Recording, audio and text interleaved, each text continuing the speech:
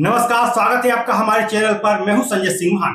आज हम बात करेंगे लद्दाख में हुए एक बड़े और दुखद घटनाक्रम की, जहां पूर्ण राज्य का दर्जा दिलाने की मांग कर रहे प्रदर्शनकारियों का आंदोलन हिंसक हो गया और इस हिंसा में 4 लोगों की मौत हो गई। 72 से ज्यादा लोग घायल हुए और लेह में बीजेपी ऑफिस और सीआरपीएफ की गाड़ियों में आग लगा दी गई। आखिर क्यों भड़की यह हिंसा और क्या है इसके पीछे के कारण और अब आगे क्या होगा, चलिए इस खबर को विस्तार से समझते हैं। 24 सितंबर 2025 को लद्दाख के लेह में पूर्ण राज्य का दर्जा और संवैधानिक सुरक्षा की मांग को लेकर हिंसक प्रदर्शन हो गए। सैकड़ों स्थानीय लोग, खासकर युवा और छात्र, सोशल एक्टिविस्ट सोनम वांगचुक के समर्थन में सड़कों पर उतरे। प्रदर्शनकारियों ने लेह के हिल काउंसिल के सामने जमा होकर केंद्र सरकार के खिलाफ नारेबाजी की, लेकिन स्थिति तब और बिगड़ गई जब प्रदर्शनकारियों ने पुलिस पर पत्थरबाजी शुरू की। जवाब में पुलिस ने आंसू गैस और कथित तौर पर रबर की गोलियों का इस्तेमाल किया। कुछ रिपोर्ट्स के अनुसार असली गोलियों का इस्तेमाल भी किया गया।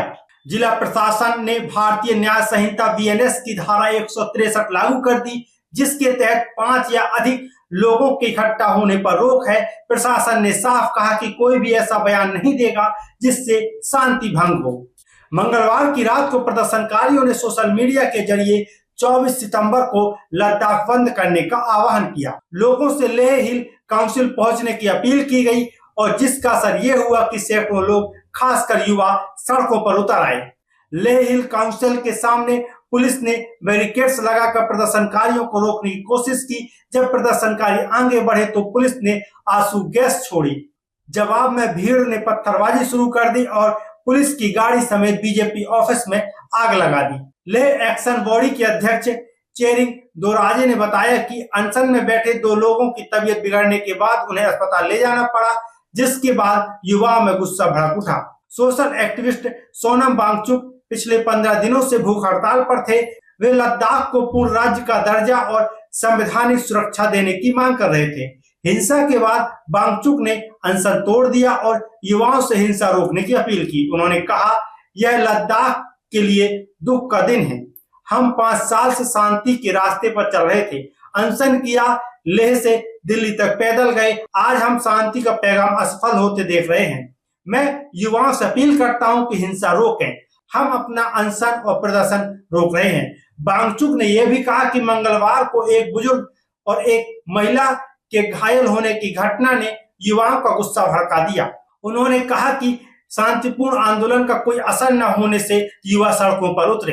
एक रिपोर्ट के अनुसार बताया गया कि पुलिस में कौन कौन से हथियार का इस्तेमाल किया, लेकिन रबर गोलियों की बात सामने आई है। हालांकि मौत की संख्या से लगता है कि असली गोलियां भी चलाई गई। लद्दाख के उपराज्यपाल कविंदर गुप्ता ने इस हिंसा को साजिश करार दिया है। उन्होंने कहा, विरोध प्रदर्शनों में साजिश की गंध आ रही है। कुछ लोग जानबूझकर भीड़ को भड़का रहे हैं। अगर प्रशासन ने समय रहते कदम नहीं उठाए होते तो हालात और बिगड़ सकते थे।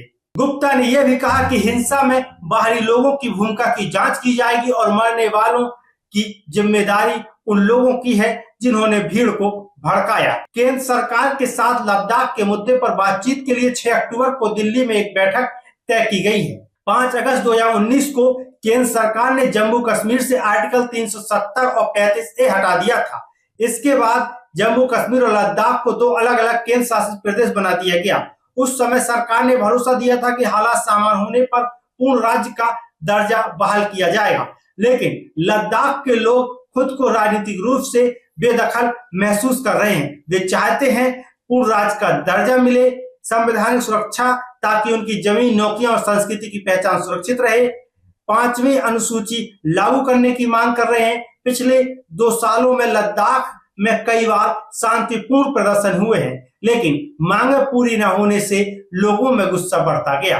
नेशनल कॉन्फ्रेंस के शेख वसीर अहमद ने कहा कि 5 अगस्त 2019 के फैसले को लद्दाख और जम्मू कश्मीर के लोगों ने स्वीकार नहीं किया। केंद्र सरकार ने उनकी मांगों को अनसुना किया, जिसके चलते ये स्थिति बनी। नेशनल कॉन्फ्रेंस के विधायक तनवीर सादिक ने कहा, लद्दाख के साथ गलत हो रहा है। केंद्र सरकार को बातचीत करनी चाहिए। हम हिंसा की निंदा करते हैं, लेकिन लोगों की मांगों को सुनना जरूरी है। अब आगे क्या होगा?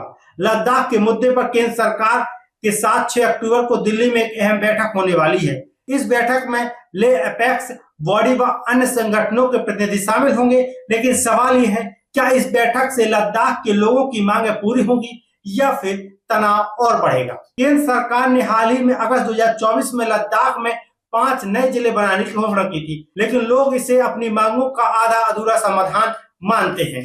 लद्दाख में हुई इस हिंसा ने पूरे देश को झकझोर दिया। सोनम वांगचुक ने युवाओं से शांति बनाए रखने की अपील की, वहीं प्रशासन ने सख्ती बरतने की बात कही, लेकिन इस घटना ने एक बार फिर यह साबित कर दिया है कि क्या केंद्र सरकार लद्दाख की मांगों को गंभीरता से लेगी। हम अपने दर्शकों से अपील करते हैं कि इस मुद्दे पर अपनी राय जरूर साझा करें। क्या आपको लगता है कि लद्दाख को पूर्ण राज्य का दर्जा मिलना चाहिए? नीचे कमेंट बॉक्स में जरूर बताएं। अन्य खबरों के लिए हमारे चैनल को सब्सक्राइब करें। फिलहाल के लिए इस वीडियो में इतना ही। मैं संजय सिंह मान फिर मिलूंगा एक और नई विस्तृत रिपोर्ट के साथ।